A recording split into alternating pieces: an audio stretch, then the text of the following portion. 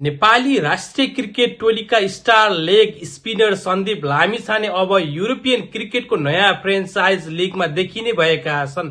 बेल्जियममा आयोजना हुन लागेको EU T20 बेल्जियमको पहिलो संस्करणका लागि उनलाई लिएज रेड लायन्सले फ्री साइन गर्दै टोलीमा भित्राएको हो।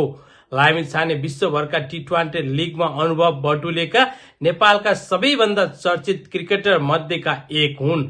उनी लेग ब्रेक उग्ली बलिङका लागि परिचित छन् र अन्तर्राष्ट्रिय तथा फ्रेन्चाइज क्रिकेटमा उत्कृष्ट प्रदर्शन गर्दै आएका छन्।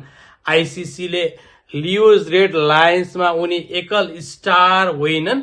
टोलीमा अस्ट्रेलियाका विस्फोटक ब्याट्सम्यान क्रिस लिन, अमेरिकाका अलराउन्डर कोरे एडर्सन जस्ता खेलाडीहरू पनि आबद्ध भइसकेका छन्। साथै टोलीको मुख्य प्रशिक्षक दक्षिण अफ्रिकाका पूर्व कप्तान हेरिसेल गिब्स रहेका छन्, जसले टोलीलाई थप बलियो बनाउने अपेक्षा गरिएको छ।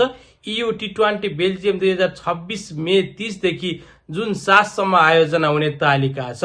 यो प्रतियोगितामा बेल्जियमका क्रिकेटलाई व्यावसायिक स्तरमा पुर्याउने उद्देश्यले सुरु गरिएको हो र यसमा 6 शहरका फ्रेन्चाइज टोलीहरू छन्, जसमा एन्डवर्प, ब्रुज, लुबेन, लिएज, गेन्ट र ब्रासेल्स बीच प्रतिस्पर्धा हुनेछ।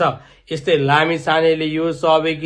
लामिछानेको यो सहभागिताले नेपाली क्रिकेटको अन्तर्राष्ट्रिय उपस्थिति अझ मजबुत हुने अपेक्षा गरिएको छ।